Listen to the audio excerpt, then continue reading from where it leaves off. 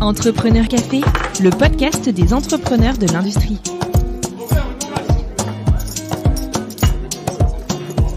Bonjour et bienvenue dans ce nouvel épisode de Entrepreneur Café. Moi, c'est Xavier, l'un des créateurs de ce podcast, et aujourd'hui, je vous embarque du côté de Clermont-Ferrand à la rencontre de Pascal Dubuis, CEO et fondateur de InnoProd, une société d'ingénierie très active dans l'Hexagone et outre-Atlantique. Dans cet épisode, Pascal revient sur ce qui l'a amené à se lancer dans l'entrepreneuriat et, vous allez le découvrir, il redoutait plus que tout le fait de devenir patron, rôle qu'il endosse pourtant aujourd'hui avec talent. Nous revenons ensemble sur le début d'InnoProd, sur sa stratégie d'expansion locale et internationale et sur l'avantage, assez contre-intuitif avouons-le, des PME en temps de crise ou de pandémie. Si les termes industrie du futur et industrie 4.0 vous intéressent, Pascal y revient en détail sur les différences et les inerties propres à la culture européenne et nord-américaine. Puis, nous finissons, comme chaque semaine, par les conseils avisés de notre invité Nouveaux Entrepreneurs. J'ai pris énormément de plaisir à discuter avec Pascal et je suis très heureux de vous livrer cet échange. Avant de lancer l'épisode, sachez-le, le podcast a besoin de vous. Retrouvez-nous sur nos réseaux sociaux et surtout, n'hésitez pas à vous abonner à Entrepreneur Café sur votre plateforme de podcast préférée. Allez, sans plus tarder, voici ma rencontre avec Pascal. Bonne écoute. Un café, s'il vous plaît. Un café pour la table 6. Bonjour Pascal Dubuis, merci de nous recevoir chez toi à Clermont-Ferrand. La première question que j'aimerais te poser, c'est est-ce que tu pourrais nous pitcher InnoProd en quelques mots pour qu'on puisse comprendre ce que vous faites? Merci Xavier. Donc InnoProd, c'est une société d'ingénierie qui est effectivement notamment basée à Clermont-Ferrand. Le siège est à Clermont-Ferrand, mais on est aussi basé au Canada. C'est une société qui va bientôt fêter ses 10 ans, puisque j'ai créé InnoProd début 2011. Et c'est une société qui intervient dans tous les milieux industriels pour justement accompagner aussi bien des PME et des grands groupes dans leur organisation industrielle, leur optimisation, et cela en utilisant des outils de simulation, des outils de calcul et de simulation de flux notamment. Aujourd'hui, c'est 25 personnes, principalement des ingénieurs et des docteurs. D'accord, donc vous avez des bureaux en France et au Canada. Exactement, ouais. On a des bureaux Clermont-Ferrand, petite antenne sur Lyon et prochainement Paris, et puis une filiale basée à Montréal pour la partie Amérique du Nord. Et vos clients sont principalement dans quel secteur d'activité? Alors nos clients sont à peu près dans tous les secteurs de l'industrie. Donc quand on parle de l'industrie, c'est aussi bien les secteurs aéronautiques, automobiles, énergie, nucléaire, le secteur médical, des dispositifs médicaux où on a plusieurs clients, et puis on va retrouver d'autres secteurs de l'énergie, même agroalimentaire, etc. Et comme je le disais tout à l'heure, ça va de la TPE presque jusqu'aux grands groupes internationaux. D'accord. On reviendra plus en détail sur InnoProd, où vous en êtes, vos projets futurs. Maintenant, j'aimerais qu'on parle un peu de toi, de ton parcours. Qu'est-ce qui t'a amené à créer InnoProd? Alors, créer InnoProd était pas du tout prévu. C'est souvent un concours de circonstances, et puis finalement, un jour, on se rend compte que, oui, il est temps. Je suis ingénieur de formation. J'ai débuté ma carrière toujours ici en Auvergne, dans des PME. C'est quelque chose qui effectivement, j'ai trouvé dans la PME beaucoup de choses extrêmement intéressantes, parce que on ne s'attache pas à son poste, à une petite fonction, mais on peut avoir effectivement des rôles assez larges dans une PME. Il faut que ce soit dynamique, et c'est quelque chose qui m'intéressait, c'est le premier aspect. Mais devenir patron était plutôt quelque chose que je m'étais interdit, tout simplement parce que mon expérience, ou plutôt l'expérience de mes précédents patrons, en fait, je me disais non, jamais leur vie, jamais les décisions qu'ils ont à prendre. Et une chose qui était pour moi hyper impactante, c'est payer les salaires. Un de mes patrons a vécu cela dans le passé, où ça a été compliqué dans la société. Et je comprenais effectivement ce qu'il vivait, Et justement, je m'étais dit jamais ça parce que et effectivement c'est trop compliqué. Et puis finalement, au fil des années, je suis monté dans des postes de plus en plus à responsabilité. Et puis à un moment, en fait, je me suis rendu compte que je gérais déjà cette problématique. Voilà. J'ai quitté un de mes postes et puis c'est aussi bien des amis très proches et puis des amis dans le boulot qui m'ont poussé, il faut le dire. J'allais plutôt repartir, aller rechercher un job de salarié. Et clairement, ils m'ont dit t'es assez grand, maintenant tu crées ta boîte, quoi. C'était à quelle époque à peu près? Ça c'était tout s'est passé finalement assez vite puisque on était fin 2010 et fin 2010 justement on sortait de cette crise 2008-2009 et quand on m'a dit tu crées ta boîte, moi le but c'était pas de créer une boîte pour créer une boîte, c'était pas ça. Il fallait qu'elle apporte quelque chose. Et en fait, le constat justement à cette époque, c'était toutes ces PME industrielles qui avaient subi la crise et qui avaient subi la crise tout simplement parce que elles travaillaient principalement pour des grands groupes et plutôt dépendantes. Mais elles vivaient bien. Elles vivaient bien, donc elles se posaient pas de questions sur le fait que demain ça pouvait être différent, qu'il fallait potentiellement innover, etc., créer leurs propres produits, services. Et je me suis dit, tiens, c'est peut-être là où Innoprod, demain, pourrait apporter des choses. Et en fait, Innoprod a été basé justement sur une crise, quelque part. Et peut-être qu'on en reparlera après, avec ce qui s'est passé avec le Covid.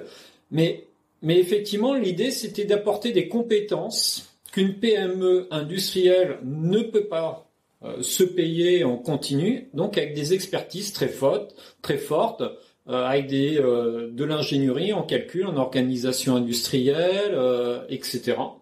Justement pour déjà optimiser ces PME dans leur organisation, leur apprendre à innover.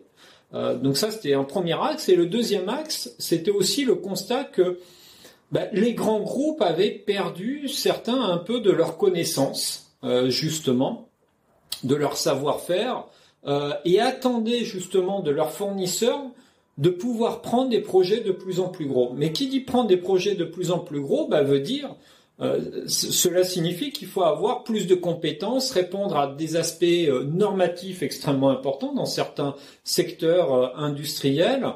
Et le but, c'était de dire, ok, ces PME industrielles, elles ont peut-être pas toutes les compétences, mais avec nos compétences, ça va permettre d'aller chercher des projets très gros. Et l'expérience là d'Innoprod maintenant, c'est clairement ce qui s'est passé. C'est qu'on travaille avec d'autres PME qui vont fabriquer des lignes de production, mais nous on intervient justement pour les aider à dimensionner, à gérer certaines problématiques de risque, d'optimisation, valider le capacitaire de l'usine, etc., quoi. Donc aujourd'hui, ce système fonctionne plutôt pas mal.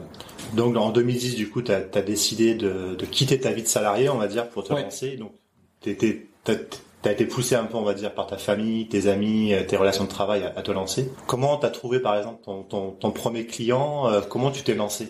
Alors, mon premier client, en fait, c'était un client que j'avais dans le passé qui voulait m'embaucher.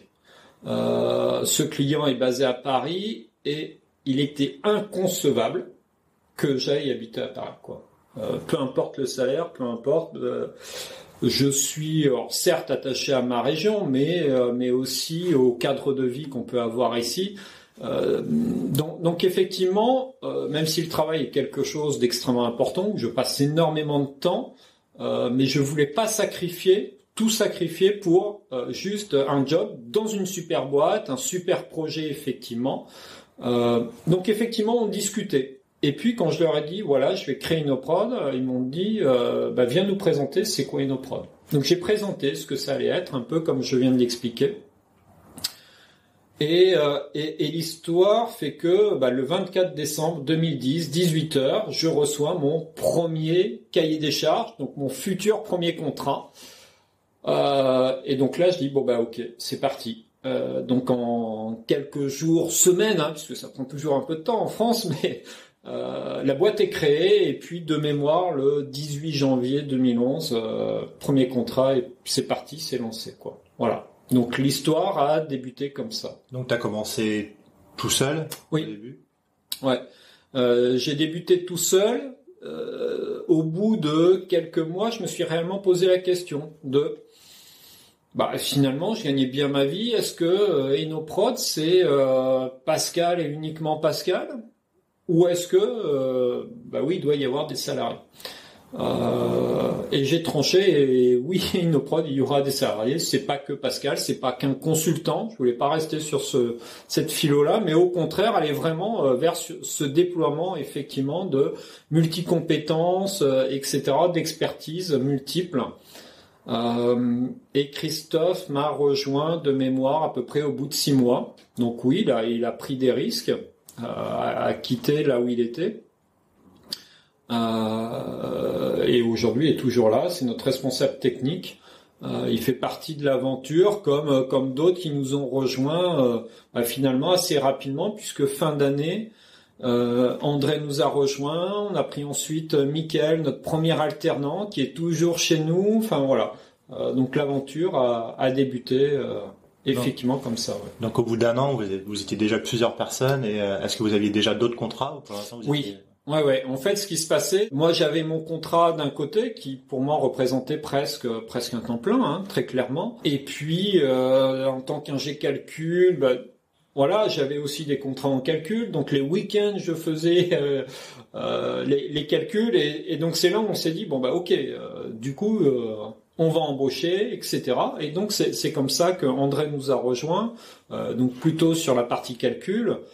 Et puis là, très clairement, en fait, c'est le réseau qui a fait. J'ai un réseau depuis des années dans la région. J'avais présenté la société à plusieurs entreprises, à des patrons que je connaissais. Et donc ça, c'est extrêmement important parce que ça a clairement permis de lancer très rapidement, je trouve, la société, quoi.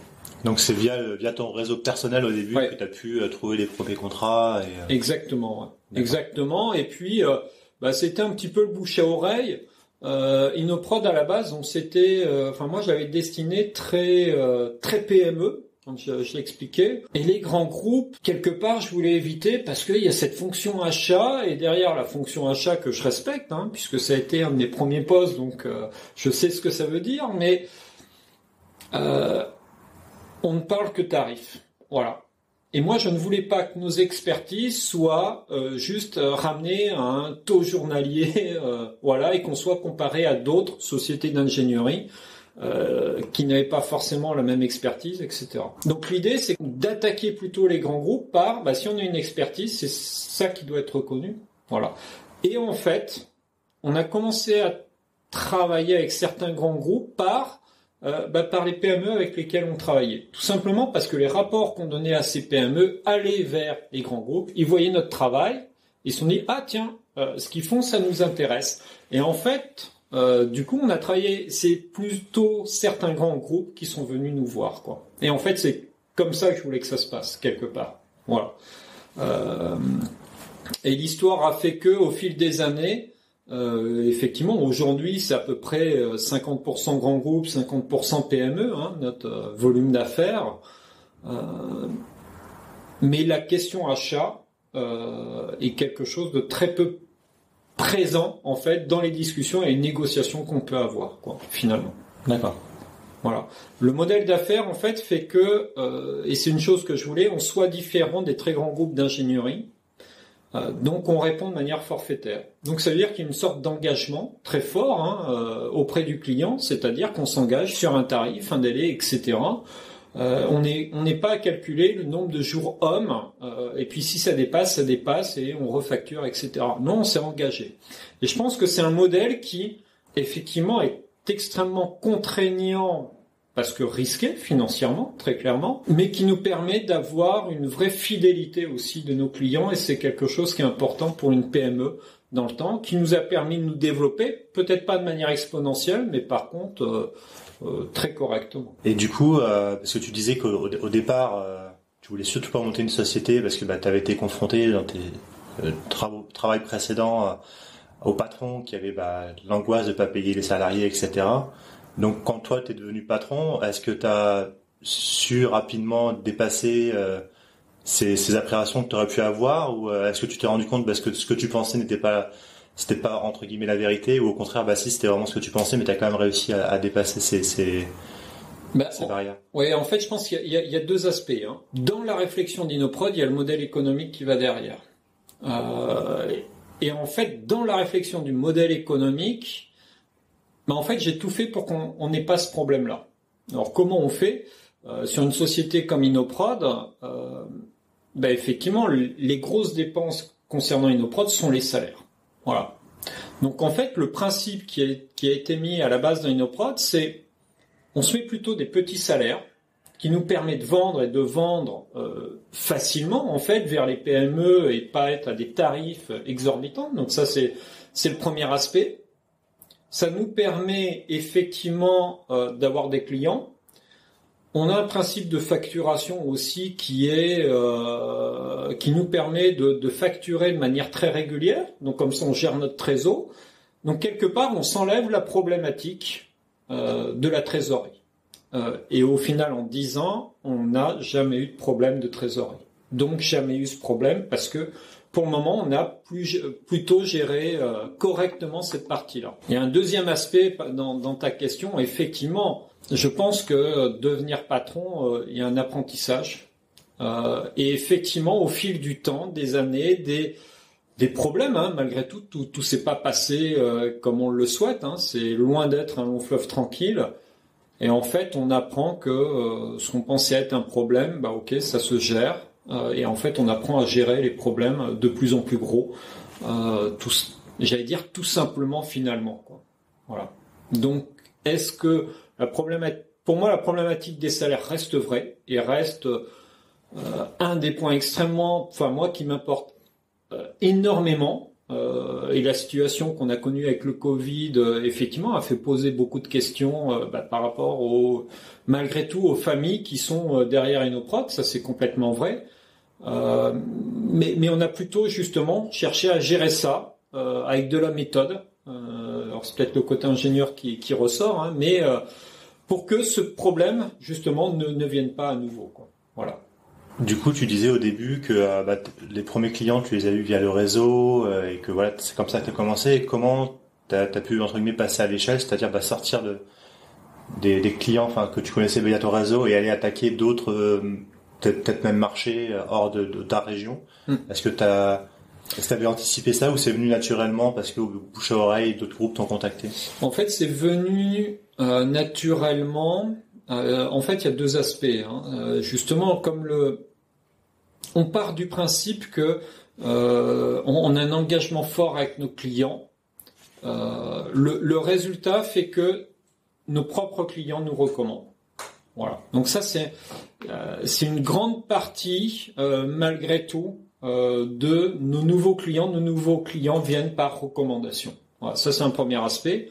Le deuxième aspect, c'est que très rapidement, je crois qu'au bout de 2 ans et demi, on a embauché un commercial. Donc oui, c'était à risque, hein, on n'était pas nombreux, mais pour moi, ça ne pouvait passer que par là, c'est-à-dire que oui, il fallait se développer. Le but, c'était pas de rester 3-4 entre nous, des ingénieurs, etc. Mais le but, c'était réellement de se développer. Et se développer, ça passe par effectivement du démarchage direct, de secteurs d'activité où on n'était pas, notamment. Et ça, c'est effectivement une fonction commerciale. Même si moi j'en faisais, on a embauché quelqu'un pour gérer ça. Et aujourd'hui, l'équipe commerciale, c'est 4 personnes. Voilà, Inoprod. Basé que à Clermont ou... Non. Si on prend en France, on a 2 personnes qui vont être vers Lyon, une personne maintenant à Paris qui est arrivée en plein Covid. Moi ici à Clermont-Ferrand, et puis on a une personne au Canada justement pour cette partie commerciale. D'accord. Est-ce que quand tu as lancé ta société, donc tu t'appuies sur ton réseau professionnel, mais est-ce que aussi tu t'es allé taper à d'autres portes, je sais pas, par exemple à la région ou à la CCI pour avoir des conseils, des aides? Comment est-ce que tu as été accompagné à ce niveau-là par des structures ou t'as vraiment tout fait tout seul entre guillemets? J'ai globalement fait tout seul. Je pense que j'avais énormément préparé avant de créer, j'ai toujours un business plan qui est prêt pour 3-4 ans. C'est encore le cas. Là, on sait où on va jusqu'en 2024. Dans nos projets futurs et très proches, on va faire une levée de fonds. Elle est activée parce qu'on veut accélérer beaucoup de choses. Mais finalement, effectivement, j'en ai fait une grande partie tout seul, on va dire sur les premières années. Après, je pars aussi du principe que si Innoprod a une expertise et qu'elle vient l'emmener à ses clients, Innoprod doit aussi avoir des experts à ses côtés. On ne sait pas tout. Et donc, le but a été de m'entourer effectivement d'un réseau aussi d'experts, juristes, etc., effectivement pour être accompagné. La région nous a aidés dans notre développement, effectivement, et notamment sur des aides à l'embauche. Voilà. C'était le cas au début, c'est encore le cas. Ce qui nous a permis effectivement de poursuivre notre petit chemin, mais de le poursuivre assez facilement. Les embauches est un vrai sujet pour nous, tout simplement parce que j'ai une règle qu'on a toujours appliquée là au cours de ces 10 années. Il n'y a que des CDI à Innoprod. Voilà. Alors pourquoi il n'y a que des CDI? Parce que je comprends pas l'intérêt du CDD. Voilà. Quand je dis je ne comprends pas l'intérêt du CDD, c'est que recruter quelqu'un chez nous prend énormément de temps, 3 mois, 6 mois, voire 1 an. Donc ça veut dire qu'on doit anticiper. Ça, c'est le premier aspect. Donc quand on anticipe, quelque part, on n'a pas forcément le business pour cette personne. Donc on est vraiment dans une gestion du risque, tout simplement à l'embauche. Donc ça, c'est le premier aspect. Le deuxième aspect, effectivement, recruter à Clermont-Ferrand, ça peut être simple ou compliqué. Alors ça peut être simple pour ceux qui connaissent la région, il n'y a aucun problème.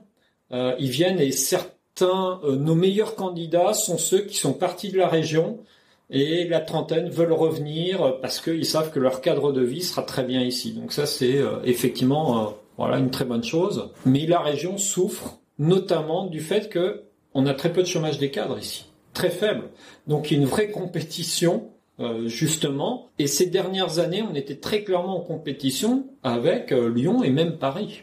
Voilà. Donc effectivement, la compétition est devenue très compliquée pour pouvoir recruter. Donc ça signifie qu'il faut vraiment apporter quelque chose de plus, effectivement, quand on vient à Innoprod. Donc cet aspect recrutement, effectivement, on doit le prévoir sur du long terme, et c'est vraiment une gestion effectivement du risque qu'on essaye de faire le mieux possible, quoi.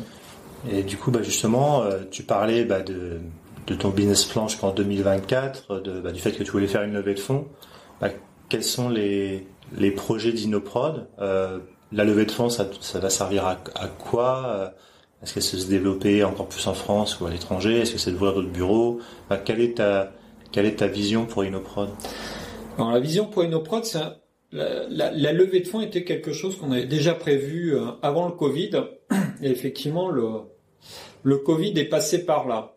Le Covid a fait poser beaucoup de questions. Déjà, est-ce qu'on serait encore là, pas là? Effectivement, au début, je pense que personne savait réellement ce qu'il en était. Et finalement, très rapidement, en fait, Innoprod, si ce qu'on a bâti il y a 10 ans était vrai, c'est-à-dire que Innoprod est là pour aider des sociétés qui vont mal parce qu'elles subissent une crise, et qu'on est là pour apporter des compétences pour les remettre d'aplomb, etc., pour les aider dans leur choix stratégique, peut-être que le Covid sera le même sujet. Et en fait, ce que l'on voit aujourd'hui, on est début septembre, donc très peu de temps après, effectivement, c'est exactement ce qui est en train de se passer. C'est-à-dire que il y a certains de nos clients qu'on connaissait déjà qui viennent et avec des vraies questions stratégiques et plutôt très long terme, et donc je trouve ça extrêmement intéressant. Sur des questions aussi de relocalisation. Donc effectivement, on voit que le Covid a impacté, que les questions qu'on pouvait avoir il y a 6 mois ne sont plus les mêmes, mais par contre, que ça emmène une vraie réflexion sur OK, c'est quoi notre industrie demain, notamment en France. Voilà. À un moment, je me suis posé la question de OK, est-ce qu'on fait ou pas cette levée de fonds? Et oui, on veut y aller parce que effectivement, les indicateurs sont plutôt au vert et clairement au vert par rapport à ça.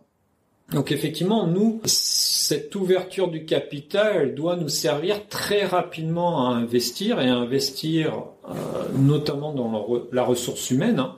Alors pas que, mais ça en fait très clairement partie. Et on a besoin d'élargir nos compétences. Élargir nos compétences tout simplement parce que aujourd'hui, ce que l'on faisait, c'était bien. Certaines sociétés ne savent toujours pas faire, etc. Donc on apporte toujours quelque chose. Mais certaines sociétés veulent aller encore plus loin. Et le aller encore plus loin, donc on parle beaucoup du 4.0, etc. Même si on est dedans depuis des années, eh ben faut qu'on aille encore plus loin sur ces aspects-là. Donc c'est des nouvelles compétences plutôt typées autour du digital. Est-ce que tu peux rappeler justement pour ceux qui écoutent et qui savent pas forcément ce que c'est le 4.0 ou on appelle aussi en France l'industrie du futur? Est-ce que tu peux expliquer en quelques mots? Alors l'industrie du futur, c'est effectivement d'arriver à digitaliser, effectivement, d'arriver à numériser, automatiser en fait partie. Effectivement une chaîne de production. Le but n'est pas forcément d'enlever des hommes, mais de réfléchir et de devenir quelque part aussi compétitif par rapport à d'autres secteurs comme l'Amérique du Nord, l'Asie, etc. On l'a déjà prouvé justement suite à 2008-2009 où on a plutôt automatisé en France et on le fait très bien et on voit que finalement en France on a un taux de productivité qui est plutôt très bon et meilleur même que côté États-Unis et Amérique du Nord qui eux ont plutôt joué sur des salaires qui effectivement coûtent moins cher, donc un taux de main-d'œuvre bien plus entre guillemets abordable. Nous on a joué déjà sur un peu cette industrie du futur il y a déjà quelques années. Et le but va effectivement, cette digitalisation et cette automatisation doit permettre de rendre plus performant, mais plus performant signifie aussi répondre à ce que le marché demande. Et le Covid va changer le principe du marché, c'est-à-dire des productions peut-être plus faibles, plus variées. On voit bien qu'on est plutôt dans chacun veut son produit dédié. On n'est plus dans la production de masse. Bien au contraire. Donc ça demande aux chaînes de production d'être beaucoup plus agiles. Et ça, c'est ce que le 4.0, quelque part, permet de mettre en œuvre. On a certaines grandes productions qui peuvent paraître énormes, mais qui, de par leur spécificité, fait que, en fait, c'est plutôt un mélange de plein de petites productions. Voilà. Et est-ce que cette demande de 4.0 que tu as pu commencer à ressentir, ça vient principalement des grands donneurs d'ordre à qui tu travailles ou c'est aussi des PME industrielles peut-être plus petites qui elles aussi commencent à s'intéresser à cette thématique pour leur production? Je vais pas dire que c'est équivalent entre PME et grands groupes.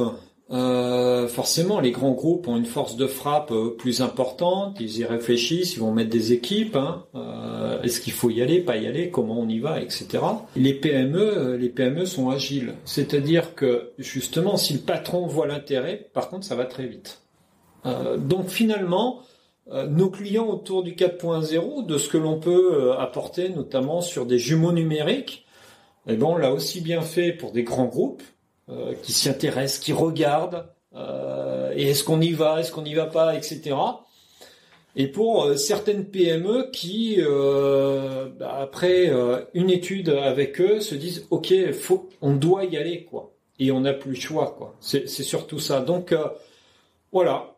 Aujourd'hui, c'est plutôt quelque chose qui se déploie de manière, je trouve plutôt très bien. Il faut aussi dire que l'État et les régions aident énormément à ce déploiement et je pense que c'est une très bonne chose parce que Covid ou pas Covid, il fallait y aller et je pense que le Covid rajoute une raison supplémentaire d'aller vers ce type de techno. Après, le 4.0, c'est beaucoup de choses, c'est l'industrie du futur, c'est beaucoup de choses. Je pense qu'il faut aussi remettre beaucoup de pragmatisme. Il y a beaucoup de techno. Donc, chaque société a des besoins différents. Il faut savoir adapter. Effectivement, je pense que ça, c'est aussi important On met pas des robots partout et n'importe comment, quoi, notamment, quoi. Et du coup, tu parlais de jumeaux numériques. Est-ce que tu peux expliquer un peu plus en détail ce que c'est concrètement un jumeau numérique? Alors un jumeau numérique, c'est effectivement on peut repartir effectivement d'une simulation et c'est souvent ce que l'on fait. Mais une simulation, par exemple d'une usine, n'est pas forcément un jumeau numérique. Nous, ce que l'on met derrière le terme jumeau numérique, c'est effectivement de pouvoir le connecter avec des données temps réel de production. Et là, pour nous, là, ça y est, on rentre dans le jumeau numérique, c'est-à-dire que on a notre ligne de production virtuelle qui fonctionne en même temps que la ligne de production réelle. Et l'intérêt du jumeau numérique, c'est de pouvoir faire malgré tout du prédictif et donc de prendre des décisions d'une autre manière que ce qu'on pouvait faire avant, c'est-à-dire plutôt basé sur l'expérience uniquement. Voilà. L'expérience, elle est extrêmement importante, c'est celle qu'on va rentrer dans l'intelligence du jumeau numérique, sauf que là, on va aller plus loin parce qu'on est capable de mettre des incertitudes, etc. dedans, et donc de faire effectivement du prédictif, et donc de prendre des décisions avec des données chiffrées. Ça, c'est quelque chose d'extrêmement important, quoi. Si telle machine est en panne, comment je réorganise ma production? On va jouer des scénarios et on va choisir celui qui nous semble meilleur. Donc, on choisit avec des données chiffrées, plutôt que juste entre guillemets, avec l'expérience de telle ou telle personne. Voilà. On vient rajouter une aide à la décision. Une question concernant, du coup, tu as une filiale au Canada, à Montréal, donc depuis 1 an, si je me trompe pas, 1 ou 2 Presque 2 ans. 2 ans. Maintenant. Est-ce que tu ressens aussi cette demande du 4.0 au Canada? Et puis aussi, est-ce que tu as vu des grandes différences, on va dire, dans la manière d'approcher les affaires entre le Canada et la France? Est-ce qu'il y a des choses qui t'ont étonné ou surpris en venant de France? Alors, le premier aspect de pourquoi être parti là-bas, on a effectivement été voir et ce que l'on a vu en Amérique du Nord, puisque aussi bien Canada que une petite partie des États-Unis qu'on a pu effectivement visiter, c'est réellement un retard effectivement autour de cette industrialisation au regard de la France. Donc le 4.0, c'est un peu contre-intuitif, on a l'impression, mais tu t'as trouvé que au niveau industriel, oui, le Canada et les États-Unis étaient en retard en termes de modernisation des outils, tu veux dire? Oui, d'accord. Tout à fait. Alors oui, vu de la France, on voit Tesla, etc. On est bien d'accord. Ceux-là sont très rares en fait. Et quand on va effectivement plutôt à l'intérieur, on se rend compte que le modèle justement est basé encore beaucoup sur l'homme et l'opérateur. Voilà. Tout simplement parce qu'il coûte pas cher. Donc, il se pose pas la question de la rentabilité de mettre un robot ou pas mettre un robot. Très peu. La solution à chaque fois, ça a été, on a plus de production à faire, on embauche des hommes. Voilà. Le modèle est, j'allais dire, assez simple par rapport à ça. Sauf que je pense qu'il a effectivement atteint ses limites il y a quelques années et effectivement, ils ont pris clairement un certain retard par rapport à justement, malgré tout, l'Europe et surtout l'Asie. On le voit, l'industrie du futur, c'est un plan qui a été lancé en France maintenant il y a peut-être 7 ans, si je dis pas de bêtises, à peu près. Justin Trudeau au Canada a lancé son plan 4.0 il y a 1 an. Donc on voit bien effectivement qu'il y a un retard. Et c'est pour ça qu'on a été là-bas, parce que le terrain était quelque part vierge, pas de concurrence, pas d'Inoprod au Canada. Donc on s'est dit ok, faut y aller, et il faut y aller tout de suite. Par contre, ce que l'on voit effectivement, c'est une approche culturelle et purement culturelle très différente. Ils ont du retard, par contre, ils vont aller très vite. Ils vont aller très vite parce qu'ils se nourrissent des expériences des autres et ils ont un temps de réaction beaucoup plus rapide, je trouve, que ce que l'on peut avoir où nous, il faut beaucoup expliquer. Et d'un point de vue culturel, il y a effectivement deux approches complètement différentes. En France, on va vous poser la question de combien ça coûte. C'est joli, mais combien ça coûte? Là-bas, la question, c'est qu'est-ce que ça me rapporte? Et s'ils comprennent que ça va leur rapporter quelque chose de, effectivement, faire cette simulation, mettre en place un jumeau numérique, mais ils vont y aller. Et on a eu des réactions qu'on n'avait jamais connues en France. On a une petite société qui fabrique des bennes de camions au Canada, donc pas quelque chose d'extraordinaire. Et lui, il a vu dans ce qu'on lui proposait un moyen d'aller justifier à sa banque le pourquoi il allait construire une nouvelle usine. Et c'est la première fois que... Et on s'est dit, bah oui, bien sûr que ça peut servir à ça. Bien sûr que ça va servir à justifier tout simplement ce qu'on va lui simuler les 5 prochaines années de sa nouvelle usine, montrer l'intérêt, etc. Et lui, il voulait le présenter à sa banque. Voilà, donc on voit bien que la manière de réfléchir, de penser à quoi ça va me servir est complètement différente. Voilà. Et ça, c'est purement culturel, effectivement. Donc, au bout de 2 ans, vous avez déjà des premiers clients en Amérique du Nord et ça se passe bien. Ouais. Alors, ça a été long. Parce qu'il y a un aspect en Amérique du Nord et pas qu'aux États-Unis, malgré tout assez protectionniste.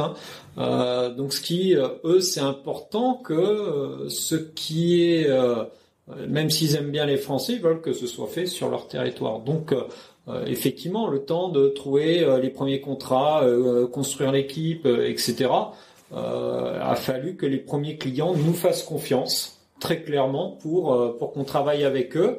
Mais voilà, on a nos premiers contrats qui ont été lancés, aussi bien à nouveau avec des PME qu'avec des grands groupes.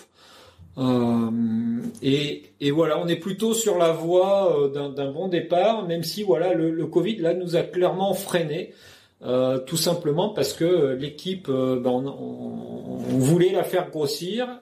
On a formé des personnes en France, mais elles sont pour le moment un peu bloquées. Elles vont bientôt partir, mais avec 6 mois de retard, effectivement, sur ce qui était prévu initialement. D'accord, mais vous avez quand même, la stratégie reste la même, c'est de grossir votre équipe au Canada. Ouais, tout à fait.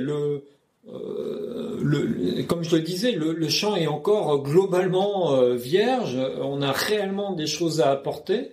Oui, clairement, on veut montrer que, oui, des Français ont effectivement du savoir-faire, de la techno, et on veut constituer cette petite équipe effectivement au Canada, qui répondra aussi bien aux Canadiens et on l'espère prochainement, effectivement aussi aux États-Unis, quand la situation sera meilleure là-bas, quoi. Pour le Covid.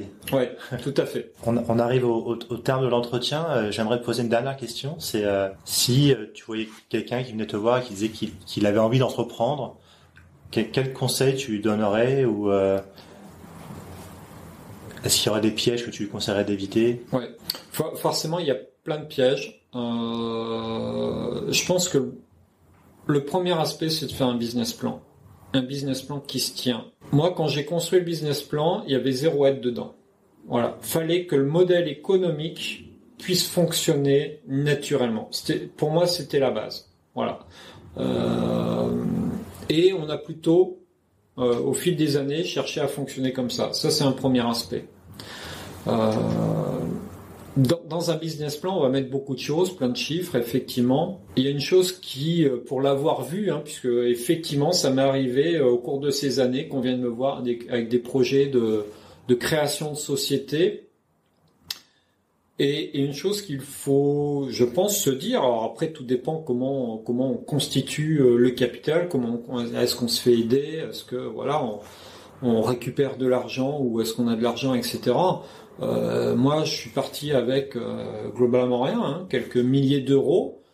Et effectivement, je me suis pas dit, je suis patron, donc je dois avoir tel salaire. Je suis parti avec un salaire, peut-être 10 ans en arrière, quoi, au moins. Mais c'était pas le sujet. Par contre, ce qui était important, c'est que ça rende rapidement viable la société. Et à partir de là, une fois que c'est viable, là, on peut y aller. Voilà. C'est-à-dire que effectivement, on peut commencer à se redonner un salaire un peu plus important, etc. Je pense que ça, c'est important parce que beaucoup de futurs, entre guillemets, entrepreneurs que j'ai vus, par contre, voulaient garder le salaire qu'ils avaient en tant que salariés. Et là, je dis juste attention parce que on sait que dans une société, il faut passer les 1 an, les 3 ans. Voilà. Donc, si on n'a pas cette vision à 3 ans et rentabilité à 3 ans, ça peut être un vrai piège. Après, très clairement, j'encourage effectivement un entrepreneur. Faut y aller, quoi. Enfin, faut y aller. Effectivement, que ce soit les CCI, la région, etc., on peut réellement se faire aider. Et aussi, il y a d'autres organismes, justement, de patrons qui viennent aider. Il faut vraiment aller chercher du savoir auprès de d'autres patrons, de ce qu'il faut faire, de ce qu'il faut pas faire. Et en général, ça se passe... c'est des conseils qui sont donnés déjà gratuitement parce que on est passé par là et je pense qu'on a juste envie, au contraire, que ça se passe bien pour les autres. Ouais. Et combien de temps t'avais mis pour préparer ton business plan? Est-ce que c'est quelque chose qui a pris du temps pour toi ou c'est souvent une question qu'on se pose. C'est un business plan, on sait à peu près tous ce que c'est, mais concrètement dans la maturation du projet, est-ce que ça a pris 3 mois, quoi. Alors, est-ce que c'est long ou est-ce que c'est pas long? J'avais à peu près tout en tête. J'ai rapidement mis ça en forme. Voilà. Oui, ça a pris 3 mois, globalement. Et surtout, il faut le faire challenger. Ça, c'est le plus important. D'où l'importance, tu disais, d'aller voir des gens et de se faire aider, accompagner. Ouais. Moi, j'ai eu cette chance. J'ai un ami, celui qui m'a poussé, qui est patron, qui avait invité d'autres patrons et j'ai présenté InnoProd avant que ça existe. Et oui, là j'ai eu plein de questions, je me suis fait challenger et c'est une super bonne chose. Il faut pas le voir comme des critiques. S'il n'y a pas de réponse naturelle, c'est qu'il y a des failles. Donc faut les travailler. Voilà. Et c'est exactement le même exercice que là je fais en ce moment avec les investisseurs. Justement, ils me challengent et je trouve que c'est une très bonne chose. Voilà. Donc cette notion de challenge, elle est constante. Donc faut être préparé à ça. Se dire qu'on a la vérité. Je pense que c'est faux. Voilà. Donc et puis ça évolue constamment, donc il faut constamment s'adapter. Là on a le Covid, mais il faut s'adapter. Ok. Merci beaucoup Pascal. Merci beaucoup Xavier. Plein de succès futurs avec InnoProd. Merci. Merci. Et voilà. Merci à tous de nous avoir écoutés jusqu'au bout. J'étais ravi de vous faire partager ce moment avec notre invité.